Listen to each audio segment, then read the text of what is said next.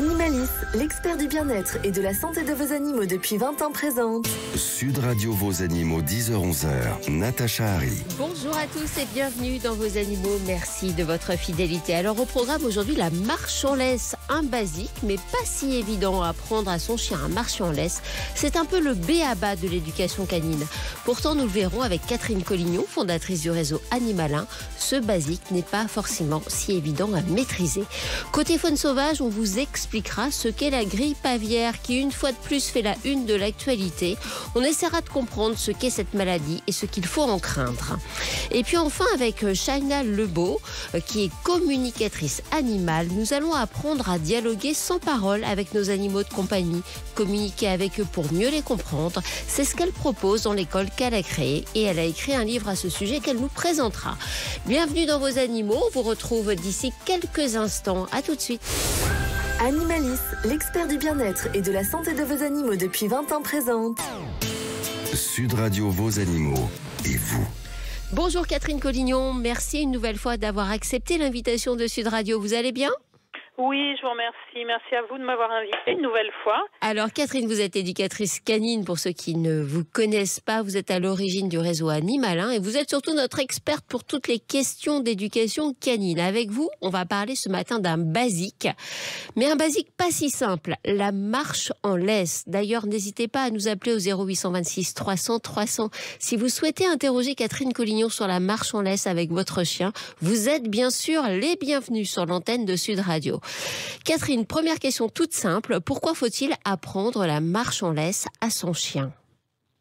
En fait, je crois que de façon évidente, tous les chiens, c'est vraiment l'apprentissage que tous les chiens devront apprendre, puisque peu importe l'environnement, un jour ou l'autre, un chien aura un rapport avec une laisse et un maître au bout de cette laisse.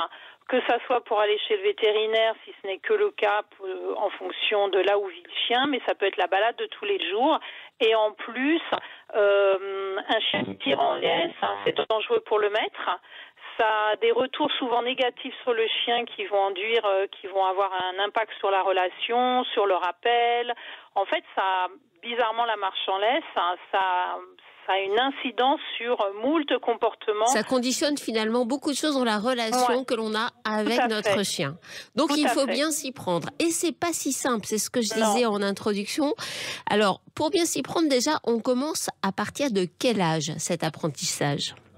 En fait, dès le départ. C'est dès le départ. Ce qu'il faut savoir, c'est que les chiens de base ne tirent pas en laisse.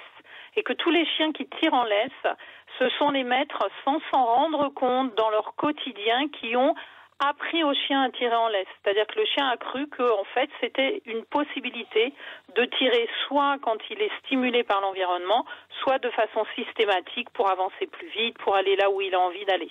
Donc, en fait, il faut vraiment l'avoir en tête. C'est que c'est bien souvent les maîtres sans s'en rendre compte qui apprennent à leur chien. Ça veut dire qu'on peut faire des erreurs bien malgré soi et finalement faire ce que l'on appelle du renforcement d'un comportement, mais pas celui que l'on souhaite. Et oui, tout à fait.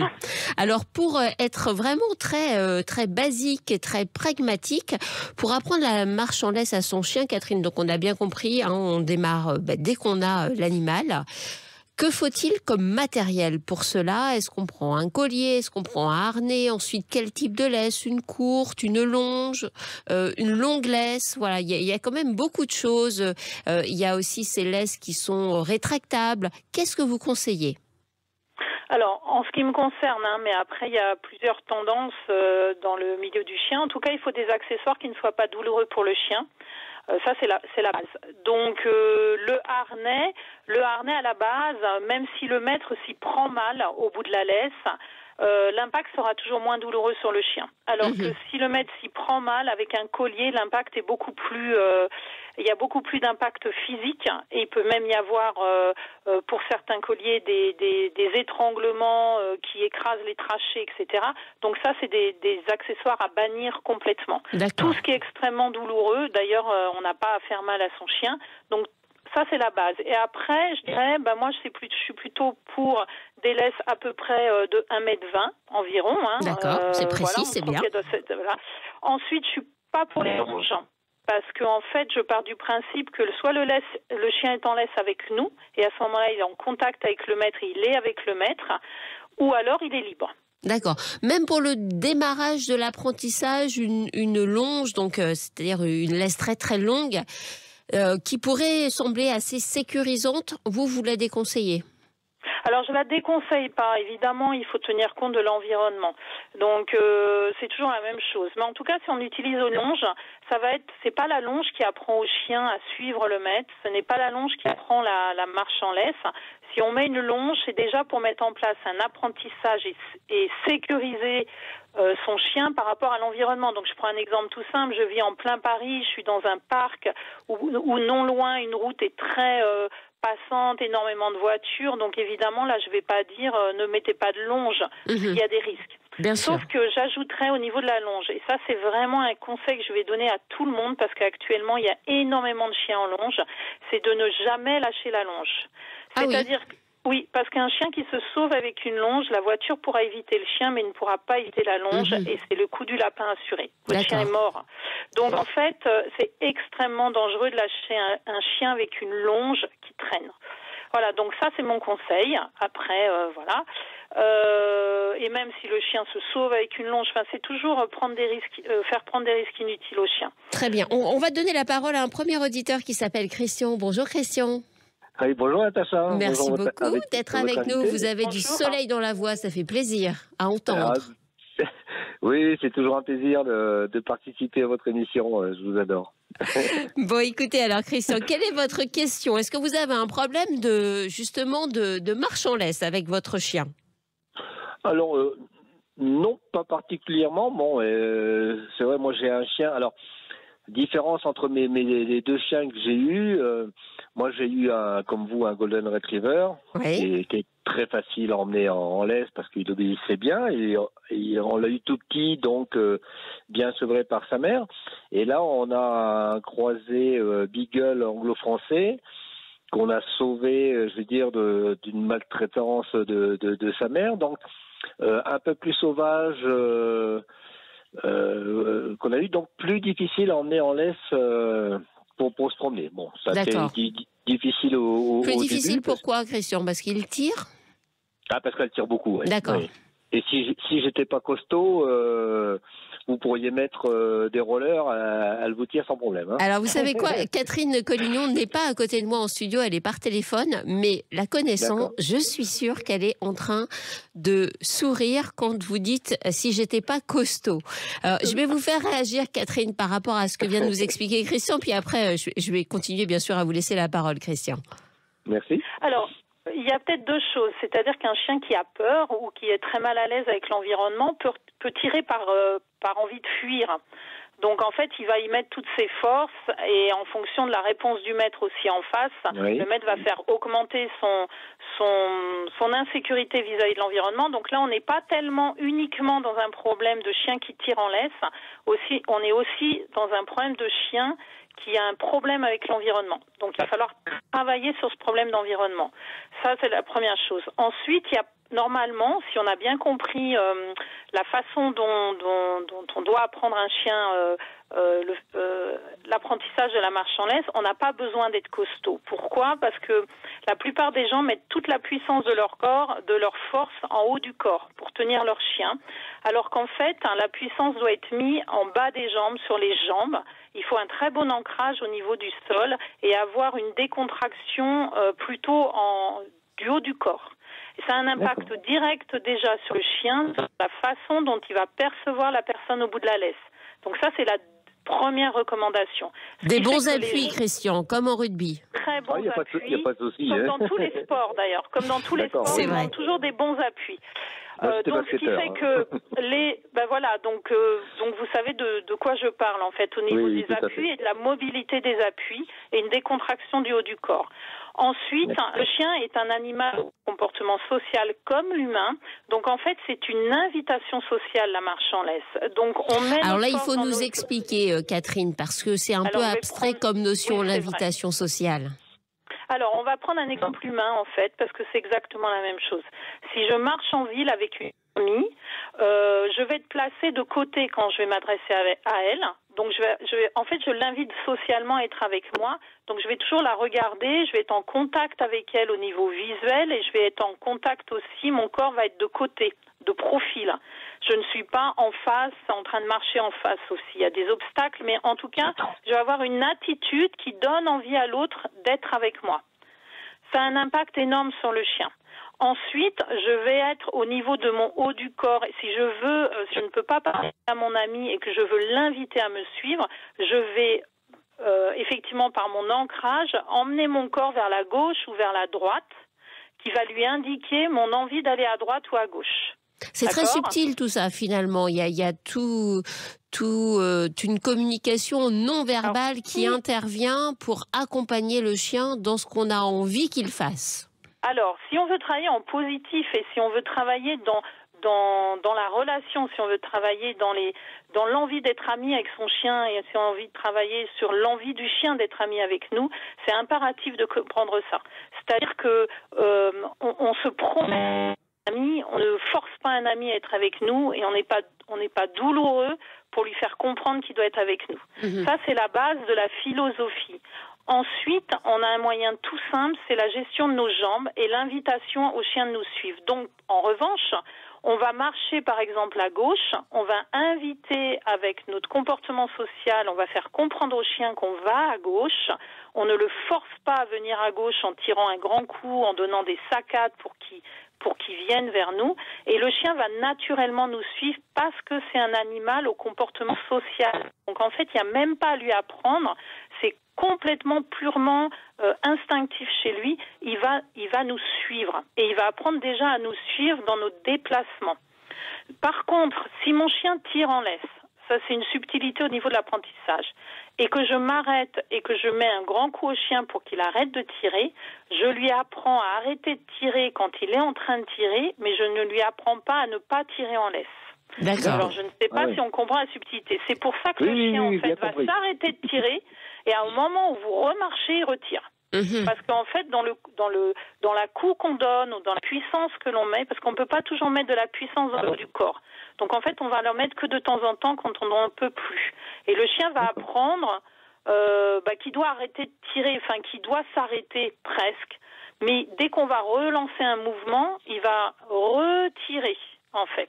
Parce qu'en fait, il pense qu'on lui dit arrête-toi 5 minutes, tu peux reprendre dès que je reprends. Parce qu'il peut.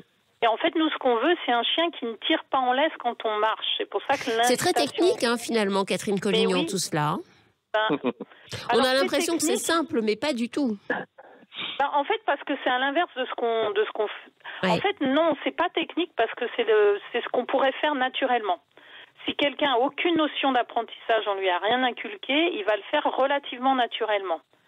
Ça devient plus technique quand on a des notions de il faut stopper le chien, il faut faire des demi-tours, il faut aller à droite, il faut aller à gauche. Tout ça devient complique un petit peu dans la tête des gens un espèce de bon sens de la marche en laisse. Bon, Christian, est-ce que vous vous sentez de mettre tout ça en application avec votre petite chienne ? Oui, non, mais j'ai bien compris, mais effectivement, quand elle tire un peu, je lui dis, Misty, elle s'appelle Misty, je dis arrête, elle arrête, et quand elle reprend, je dis non, tu tires pas, et puis, bon, je veux dire, c'était plus au début qu'on l'a eu, maintenant, elle commence à être bien sociable, elle tire moins. Alors, par contre, dès qu'elle voit quelqu'un, et notamment des enfants, alors là, elle peut pas s'empêcher. Elle tire, mais alors, et elle pleure pour aller voir les enfants. Alors peut-être que Catherine a une solution dans ce cas-là. Alors c'est une bonne remarque que ça arrive. Alors que ça soit des enfants, c'est aussi le problématique qu'ont beaucoup de maîtres quand le chien voit d'autres chiens, ou des enfants, ou voit des personnes. En fait, ce qu'il faut aussi comprendre, c'est que le chien, quand il est stimulé par l'environnement, donc quelqu'un qui arrive, un chien qui arrive, il va avoir envie d'y aller. Voilà. Donc bien souvent, le maître, alors là pour le coup sans s'en rendre compte, soit se laisse embarquer par le chien parce qu'il est surpris, il n'avait pas fait attention, il est surpris.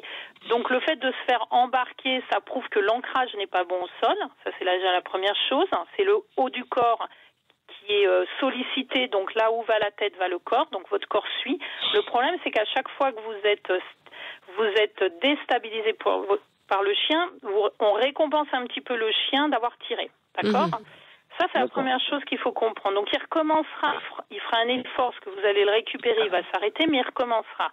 La deuxième chose, souvent, c'est que les mettre de façon aléatoire, c'est-à-dire pas systématiquement, mais de temps en temps, vont dire au chien, bon, arrête, ils vont le mettre en assis, et ils vont le libérer d'aller voir l'enfant ou le chien. Donc, en fait, là, on est rentré dans un renforcement ou une récompense, comme vous voulez, d'une série de comportements. Je tire, tu t'arrêtes, je te libère. Donc le chien peut retirer systématiquement au cas où on lui dise de s'asseoir, de le libérer et d'y aller. Vous comprenez ce que je veux dire ? Oui, c'est ce que je fais en fait. Et ben voilà, c'est pour ça que votre chien, quand il voit un enfant, il est, en fait, c'est comme un signal qui vous donne, je voudrais y aller, je voudrais y aller. Si vous refusez qu'il y aille, il va pas, il est plutôt coopératif. Mais vous avez quand même eu cette impulsion qui est relativement désagréable, surtout si vous ne faites pas attention à l'environnement. Et si ça marche, en fait, on le ramène systématiquement là-dedans. Donc, l'idée quand même, ça serait d'apprendre au chien de passer votre chemin, de marcher avec lui, de continuer à marcher avec lui, de l'inviter à marcher avec lui. Il va lâcher prise parce qu'il va prendre une distance par rapport aux enfants. Donc c'est là, si on prend l'exemple des enfants. Donc vous continuez à marcher. Est-ce qu'il y a des petites subtilités pour... elle s'appelle Misty. Est-ce qu'il y a des petites subtilités pour capter son attention au moment où justement Christian passe à côté de quelque chose qui attire Misty ? Alors, très bonne question. Il peut y avoir deux choses. Déjà, merci Catherine. Au niveau accessoire, il peut y avoir les harnais anti-traction qui peut quand même aider le maître de Misty à gérer sa chienne de façon non douloureuse. Et c'est beaucoup plus simple. C'est la laisse qu'on met au niveau du poitrail. Donc, le suivi du chien va être plus simple, plus facile. La deuxième chose, c'est qu'on peut utiliser des friandises pour capter l'attention du chien en y associant un mot « tu restes avec moi » et en continuant d'avancer, ce qui fait que vos friandises de très forte valeur vont avoir le pouvoir de baisser la valeur de l'environnement, en l'occurrence les enfants. C'est-à-dire qu'elle va être beaucoup plus stimulée de vous suivre que d'aller vers les enfants. Et comme vous placez votre mot « reste avec moi » et une fois que la chienne, vous continuez à marcher, à vous éloigner des enfants, elle va lâcher prise. Au moment où elle lâche prise, vous donnez vos friandises. Le mot « reste avec moi » va devenir au fur et à mesure des apprentissages un mot où le chien apprendra à lâcher prise. Quand vous lui direz « reste avec moi », il dira « ah ok, je peux pas y aller ». Donc vous aurez un mot de contrôle, vous récompenserez votre chien et de temps en temps, éventuellement, vous pouvez lâcher votre chien et l'autoriser à aller voir les enfants, mais vous penserez toujours avant de lui dire « tu restes avec moi », donc il y aura un autocontrôle émotionnel du chien, vous donnez une friandise et vous la lâchez. Vous comprenez ? C'est simple, mes explications. Oui, c'est très clair, Catherine. Alors, Christian, vous allez essayer de mettre tout ça en œuvre et puis ce sera intéressant de nous rappeler pour nous raconter comment ça se passe. Moi, je peux vous dire que j'ai déjà vu Catherine Collignon au travail et c'est assez incroyable la manière dont elle arrive à transformer le comportement d'un chien qui tirait et à en faire un chien qui vraiment écoute, la suit, est attentif à elle. Donc, je pense que si vous mettez en application ces conseils, ça devrait fonctionner. Merci à vous, Christian, en tout cas. Merci beaucoup, Natacha. C'était un plaisir. Merci pour votre aide. Et merci à Catherine Collignon pour ses précieux conseils. Catherine, on vous écouterait bien pendant des heures, mais moi, je vais conseiller la lecture de votre ouvrage qui s'appelle « Apprendre à mon chien à marcher en laisse sans tirer ». C'est un ouvrage que vous vendez sur votre site internet animalin.net. Voilà, plein de précieux conseils parce qu'on l'a bien compris, la marche en laisse, c'est loin d'être aussi simple qu'il n'y paraît. Merci à vous, Catherine. À très bientôt. Merci, Natacha. Au revoir. À bientôt. Merci. Allez, on fait une courte pause et on se retrouve d'ici quelques minutes. Il sera notamment question de grippe aviaire. Animalis, l'expert du bien-être et de la santé de vos animaux depuis 20 ans présente. Sud Radio Vos Animaux, 10h-11h, Natacha Harry. Restez avec nous à l'écoute de Sud Radio et de vos animaux. D'ici une grosse quinzaine de minutes, il sera question de dialogue sans parole avec nos animaux. C'est Shaina Lebeau qui viendra nous en parler dans C'est votre histoire. Mais tout de suite, c'est l'heure de notre séquence à l'état sauvage. Sud Radio Vos Animaux, à l'état sauvage. Bonjour Jeanne Brugère-Picou. Bonjour Natacha. Merci beaucoup Jeanne d'être avec nous. Vous êtes professeure honoraire de pathologie du bétail et des animaux de basse-cour. Vous êtes membre des académies nationales vétérinaires et de médecine. Entre autres, parce que vous avez de nombreux titres, mais il faudrait plus de l'émission pour tous les citer. Et vous êtes aussi l'auteur de plusieurs ouvrages grand public et vétérinaires sur les volailles et la poule notamment. Vous faites partie, allez, on peut le dire comme ça, des grandes spécialistes de la grippe aviaire. Alors, vous allez me reprendre, je le sais, vous n'aimez pas ce mot de grippe aviaire. Mais en tout cas, on compte sur vous pour nous expliquer ce qu'est cette maladie, quels sont les risques en fait inhérents à cette maladie et pour les volailles d'un côté et éventuellement pour les humains, vous nous direz s'il y en a. Mais déjà, je vais vous laisser nous expliquer pourquoi le mot grippe n'est pas tout à fait approprié pour parler de cette maladie. Ah oui, effectivement, il faut savoir qu'on a toujours parlé de peste aviaire au départ. Le laboratoire national s'appelle le laboratoire des pestes aviaires d'ailleurs, parce que c'est un virus influenza aviaire hautement pathogène. Et le terme de grippe, il a été inventé par des médecins parce que ça ressemblait peut-être à une grippe chez l'homme. Mais il y a très peu de maladies uniquement respiratoires. C'est une maladie systémique, c'est-à-dire une septicémie, un taux de mortalité important. Et c'est souvent une encéphalite et une septicémie. Donc, c'est pas du tout une grippe chez les volailles. C'est pas du tout une grippe, mais c'est en fait un abus de langage, une simplification pour nous permettre peut-être de mieux comprendre ce qu'est cette maladie à tort. On l'a bien compris. Quelles sont les espèces qui sont concernées par la grippe aviaire, vous voyez, je suis incorrigible, par la peste aviaire? Alors là, je crois que vous pouvez mettre un peu toutes les espèces de volailles. Même un temps, on considérait que le canard était résistant. Et vous voyez que depuis quelques années, on s'est rendu compte qu'il ne l'était pas du tout, qu'au contraire, on pouvait avoir des formes très graves chez le canard. Ce qui fait qu'on n'a pas vraiment d'espèces résistantes dans les volailles, j'entends. Mmh. Et les oiseaux sauvages sont-ils également concernés? Alors, ils sont surtout concernés parce que quand ils migrent, et souvent c'est le cas, ils peuvent transporter le virus sans être obligatoirement malades immédiatement, mais ils peuvent être en incubation et à ce moment-là, ce sont eux qui apportent la maladie. Et c'est comme ça qu'on a pu voir au début de cette peste en automne 2021 qu'elle allait nous tomber dessus parce qu'on voyait tous les pays européens autour de nous qui étaient touchés. D'accord. Et on a l'impression que ça revient, mais tout le temps, chaque année, on a des épisodes comme ça. Je vais employer volontairement, même si j'ai bien compris vos restrictions, le terme de grippe aviaire, parce que c'est le mot que nos auditeurs connaissent. On entend chaque année ces épisodes de grippe aviaire qui reviennent sur le territoire. Cette année, ça a l'air de prendre une ampleur d'ailleurs peut-être plus importante encore que les années précédentes.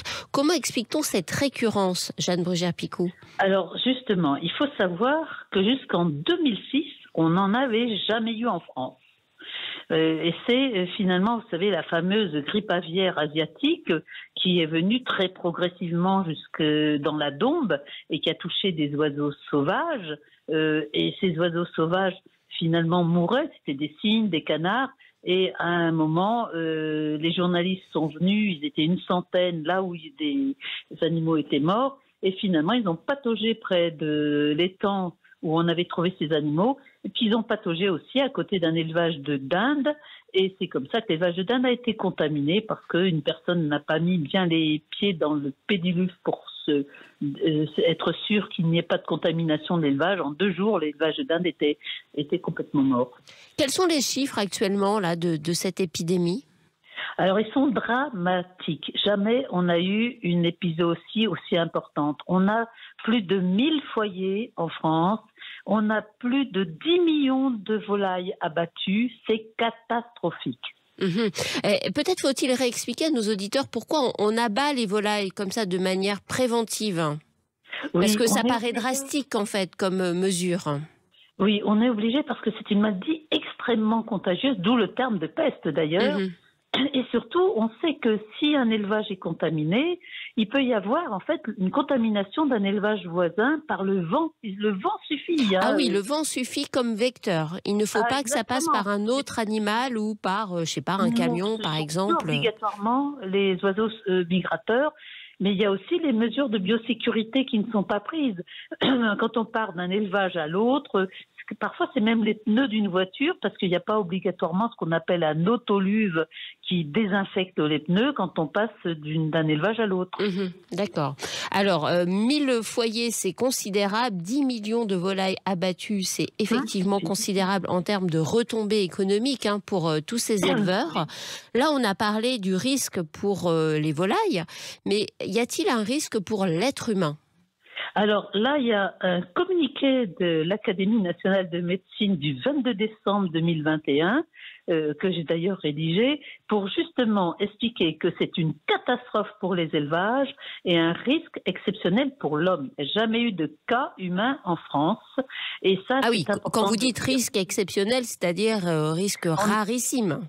C'est rarissime. On a vu des cas en Asie, mais de transmission de ce virus des animaux à l'homme. Oui, mais si vous voulez, ça s'est jamais adapté à l'homme. C'est un virus qui ne s'est pas installé chez l'homme. Il n'y a jamais eu de contamination homme-homme. Ça veut dire que l'homme n'est pas réceptif à ce virus.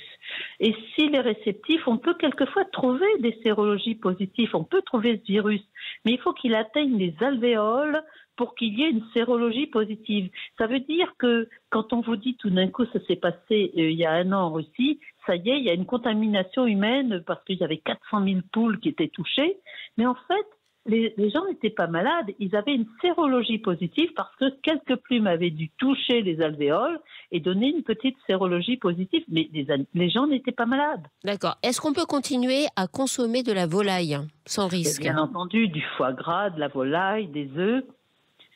Et c'est d'ailleurs à cause d'un article de La Voix du Nord en décembre 2021, quand il y a eu les premiers cas de cet épisode-là de peste aviaire ou de grippe aviaire, qui disait attention si vous mangez des œufs, que j'ai demandé à faire ce communiqué à l'Académie nationale de médecine pour dire il faut dire que c'est pas dangereux. Ce n'est pas dangereux pour l'homme. Malgré tout, avec ce qu'on a connu depuis maintenant 2 ans, forcément, on craint des mutations virales et un virus qui, à un moment donné, passe à l'homme et se retrouver à nouveau face à une pandémie.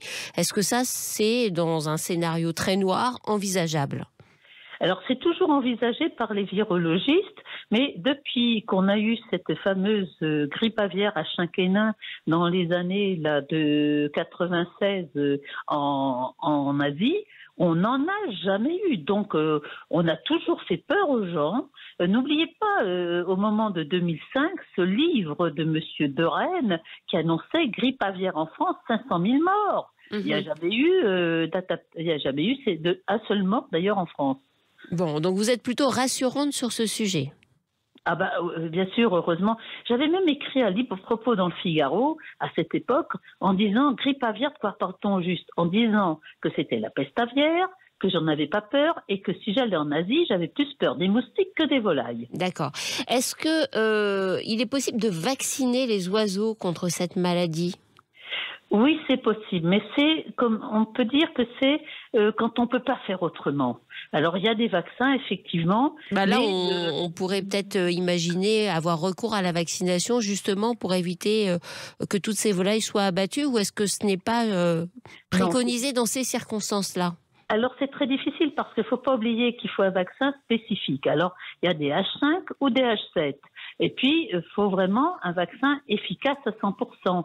Alors finalement, il n'y a que des pays qui sont en voie de développement qui vaccinent parce qu'ils ne peuvent pas faire autrement. Mais l'éradication est la meilleure solution.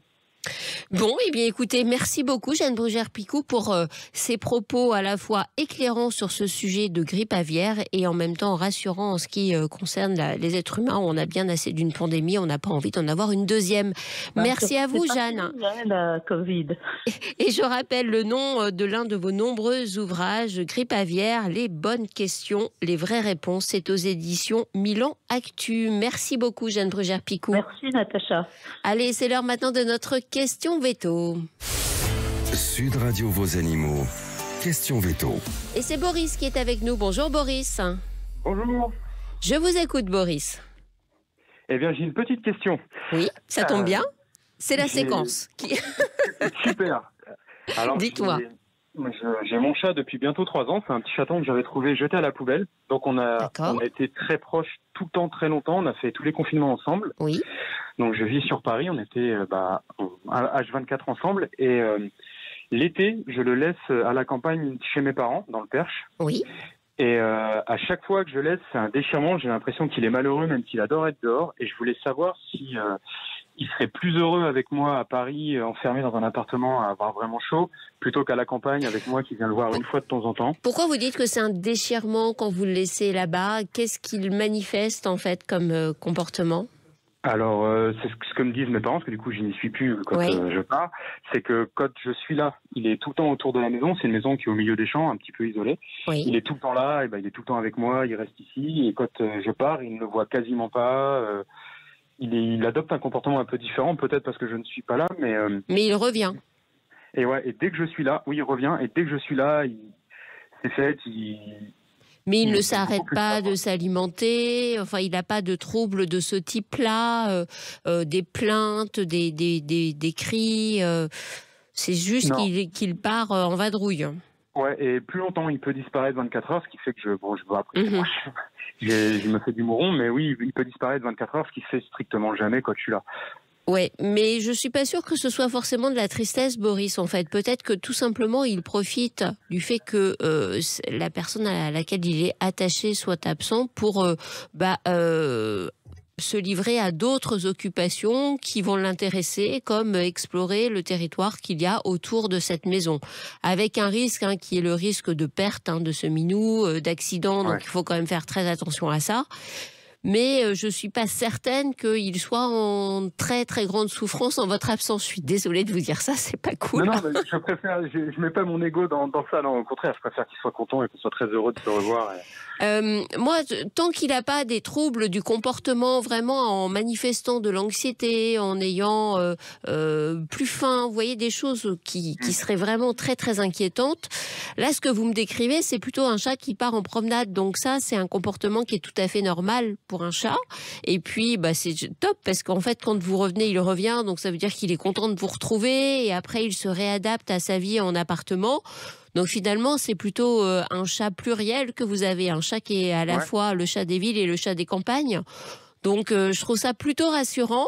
Le seul bémol, je vous dis, c'est faites attention à ne pas le perdre, à ce qu'il ne se fasse pas écraser quand il va comme ça se promener pendant une longue période. Il y a toujours ce risque-là. Voilà, c'est la seule chose. Je le garde à Paris sur les périodes de chasse, toutes ces choses-là, je le garde avec moi, je fais en sorte de limiter. Oui, mais il peut aussi se faire malheureusement écraser par une voiture. Enfin, vous voyez, il y a plein de risques potentiels, donc il faut qu'il soit bien identifié et puis donner la consigne peut-être à vos parents de lui mettre à manger quelque chose qu'il adore particulièrement le soir pour essayer de l'enfermer la nuit quand même dans la maison pour le sécuriser un peu plus. Ouais, très bien. Mais en tout cas, en termes de comportement, je suis pas très inquiète. Ok, c'est super, vous m'assurez. Parce que c'était surtout d'avoir peur par choix un peu égoïste, ou de me dire je fais les mauvais choix, qui préféraient être avec moi, quitte à être dans un 40 mètres carrés plutôt qu'avoir des hectares. En fait, la surface a l'air de lui importer assez peu, mais vous disiez à Paris quand il fait très chaud l'été, c'est vrai que c'est assez insupportable pour nous. Alors pour les chats, c'est pire encore. Donc je crois que vous avez trouvé une solution qui est plutôt maligne et qui semble assez bien lui convenir. C'est super. Voilà Boris, je vous souhaite un excellent week-end et merci de votre fidélité à Sud Radio. À nouveau, une courte pause et on se retrouve tout de suite avec Shaina Lebeau pour parler des animaux, ces messagers au grand cœur. C'est le titre de son ouvrage, un titre qui donne envie. À tout de suite. Animalis, l'expert du bien-être et de la santé de vos animaux depuis 20 ans présente. Sud Radio Vos Animaux, c'est votre histoire. La communication animale, c'est l'activité de Shaina Lebeau. Elle vient d'écrire un livre sur ce sujet dans lequel elle explique son parcours et nous montre que communiquer avec son animal est à la portée de tous. Ce livre s'intitule « Les animaux, ces messagers au grand cœur ». Bonjour Shaina. Bonjour Natacha. Merci beaucoup d'être avec nous dans le studio de Sud Radio. Alors tout d'abord, est-ce que vous pouvez nous expliquer comment vous êtes devenue communicatrice animale et surtout, qu'est-ce que ça veut dire ? Alors, communiquer avec les animaux, ça veut dire qu'on communique avec eux par télépathie. Ça veut dire qu'avant tout, on va les écouter.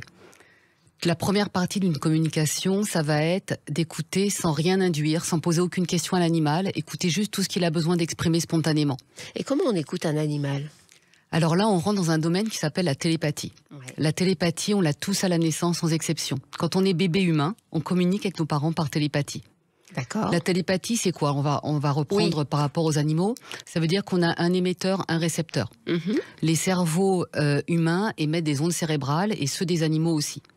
Les animaux, eux, ils émettent toujours des ondes cérébrales entre 9 à 13 Hz, ce qui correspond chez l'être humain à un mode de relaxation légère. Donc nous, on va se mettre sur la même onde, on va régler notre onde radio sur l'onde de l'animal. Et une fois qu'on est sur cette onde radio, on va recevoir des informations sous forme de pensée avec nos 5 sens. Alors tout ça paraît peut-être un peu abstrait pour nos auditeurs ce matin.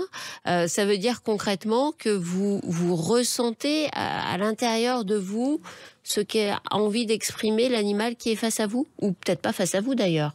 Pas forcément face à nous, ça peut être à distance. La seule chose, c'est je vais me connecter à lui. De toute façon, il me faut une photo, il me faut son nom, son âge, son lieu de vie et le nom de ses humains. D'accord. Pour que je m'adresse au bon animal. Une fois que je suis connectée avec l'animal, je vais juste écouter tout ce qu'il m'envoie comme information. Alors, qu'est-ce qu'il peut vous envoyer comme information ? Alors, par exemple, il va me dire, déjà, un sujet qu'il aborde à chaque fois, c'est tout l'amour qu'il a vis-à-vis de ses humains. Ça, il n'y a aucun doute là-dessus. Oui. Et ensuite, son sujet préféré, c'est les humains avec lesquels il vit. D'accord. Donc, je parle des animaux domestiques uniquement. Qu'est-ce qu'il vous raconte ? Il nous raconte plein de choses. Vous voulez des exemples ? Ah bah oui. Alors, par exemple, je suis friande d'exemples. J'ai une anecdote ici que j'ai notée justement avant de venir tout à l'heure pour changer un peu de ce que je raconte d'habitude. Pendant que vous la cherchez, je montre votre ouvrage pour ceux qui nous suivent sur les réseaux sociaux et donc qui nous regardent aussi en vidéo. Les animaux, ces messagers au grand cœur. Voilà votre ouvrage, Chayna Lebeau. Merci. Alors, un exemple. Alors, par exemple, une jument de 9 ans. Oui. Donc moi je la ressens comme une jument particulièrement féminine. Ça je le ressens dans mon corps. Tout ce qui est furtif vient de l'animal, on le ressent. Ensuite elle me dit mon humain a tellement besoin qu'on l'aime. Alors je m'en occupe. Il a besoin de reconnaissance. Je vous la fais courte parce que normalement ça dure beaucoup plus longtemps que ça. Et là la jument m'explique que c'est lié à son histoire difficile avec son papa.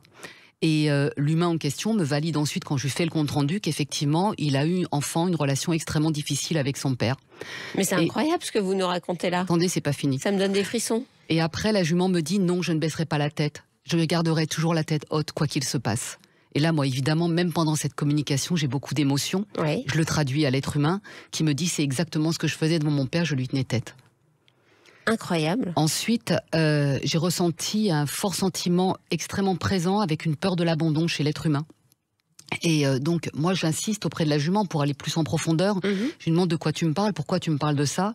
Et là, il m'explique que l'être humain avait été adopté par des parents en métropole. Et elle m'a montré les îles d'où il venait. Donc, je l'ai traduit à l'être humain. Et effectivement, il venait de Tahiti.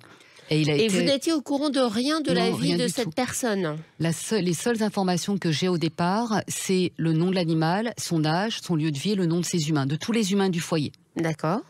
Ensuite, alors il y a un truc qui est très drôle en fait dans cette communication, c'est que la jument a expliqué que lui voulait être très juste dans tout ce qu'il fait. Et ensuite, ça a été très émouvant parce qu'elle a fait une révérence devant son humain en disant je suis en admiration devant le chemin que tu as parcouru. Et là, la jument, j'ai entendu la chanson de Hakuna Matata. Et quand j'ai traduit à l'humain, évidemment, je le connaissais pas moi le monsieur. Il m'a dit c'est ce que je lui chante et quand on n'est que tous les deux, c'est ce qu'on fait. Et en fait, cette chanson avec toute la symbolique qu'il y a derrière, c'était extrêmement pour elle d'en parler. D'accord. L'animal, il va... Je pense que nos auditeurs ce matin sur Sud Radio, ils doivent être scotchés en vous écoutant. Ouais, ça scotche au départ, après ça devient complètement naturel, parce que c'est vraiment naturel que de les écouter, ils en ont vraiment besoin. Si on se met à leur place depuis... Mais comment on est capable de faire ça ? Moi, si je me mets, par exemple, devant mon chat, bon, je l'écoute, je comprends ce qu'il me dit parfois, quand il a faim, par exemple, ça je comprends très très bien. Mais voilà, ça s'arrête à des choses quand même assez basiques. Vous, ça va très loin dans ce que vous échangez. Pourquoi vous et pas moi, par exemple? Alors, vous, ce que je vous propose, c'est de venir vous initier à un stage de communication animale. Et très progressivement, pendant 2 jours, je vais vous apprendre à capter les informations par télépathie, à savoir comment vous fonctionnez, vous, Natacha, personnellement, et non pas les autres participants. Je vais vous apprendre à traduire ce que dit l'animal sans interpréter, ça c'est super important, et aller en profondeur. Et tout le monde est capable de faire ça? Tous les stagiaires qui viennent, ils repartent, ils communiquent par télépathie avec les animaux. Alors, au bout de 2 jours, on n'est pas professionnel, Natacha, hein, bien sûr. Non, mais je vous rassure, un autre métier, mais je suis juste étonnée par ça, enfin, subjuguée même, par cette capacité à échanger avec... vous connaissez ma passion pour les animaux, j'ai pas cette capacité-là à échanger avec eux. C'est très frustrant, en fait, de vous écouter comme ça, nous raconter ça. On a l'impression qu'on passe à côté de plein de choses. Qu'est-ce que je réponds là? Je sais pas. Vous en avez d'autres, des exemples comme ça? Oui, j'en ai noté. Alors, il y a une anecdote très drôle. Il y a par exemple, qui est très rapide, un chat qui me dit, donc mon humaine, c'est important dans sa relation avec un tel, c'est plus une relation qui est épanouissante pour elle. Et donc, c'est important. Ils font de la thérapie de couple aussi? C'est pas une thérapie de couple. Ils disent qu'est-ce qui est bon pour nous. D'accord, ok. Et là, en l'occurrence, elle exprime ça. Et donc, moi, je le traduis à l'humaine qui me dit ça tombe bien, on est séparés. Et le chat intervient en disant mais pas du tout, ils se sont vus hier soir. Et l'humaine me répondre, en fait, on a été au restaurant, le chat n'était pas là. Et c'est là, c'est génial évidemment, et c'est là où c'est extrêmement intéressant, c'est que nos animaux domestiques, en fait, ils sont là en permanence, ils captent nos pensées, nos émotions, nos états d'âme. Oui.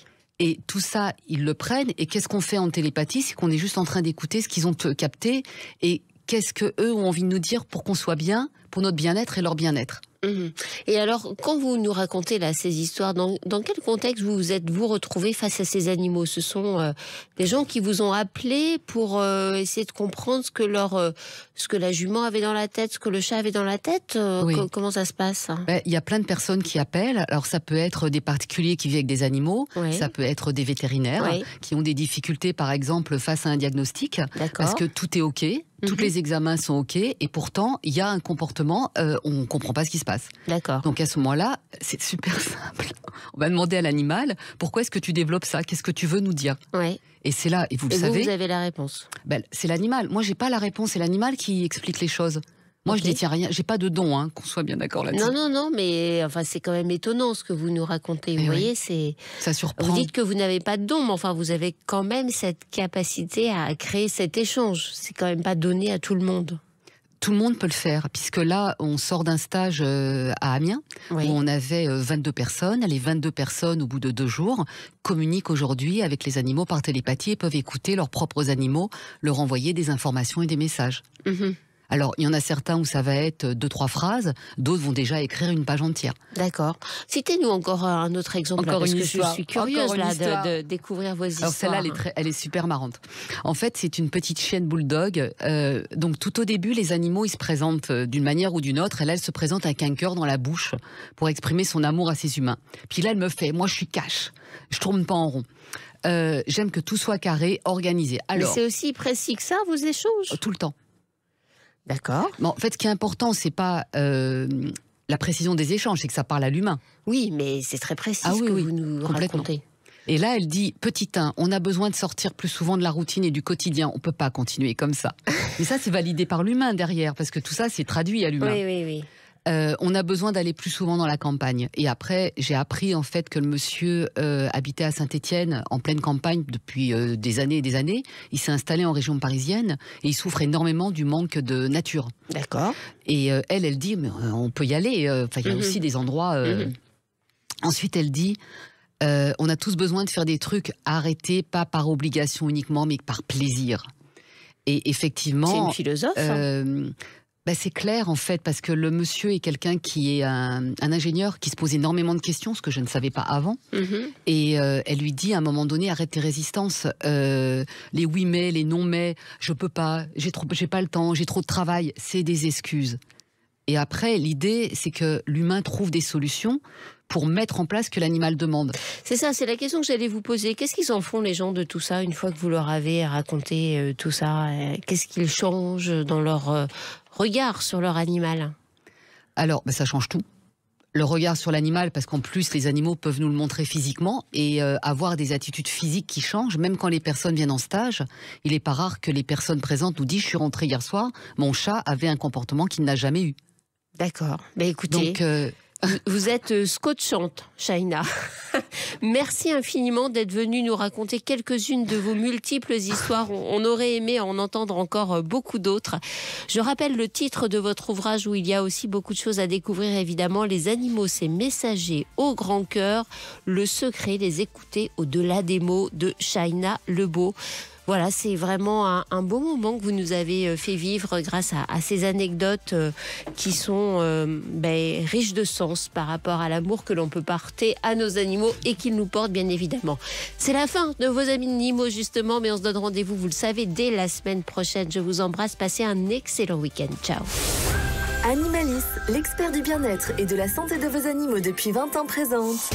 Sud Radio Vos Animaux, Natacha Harry.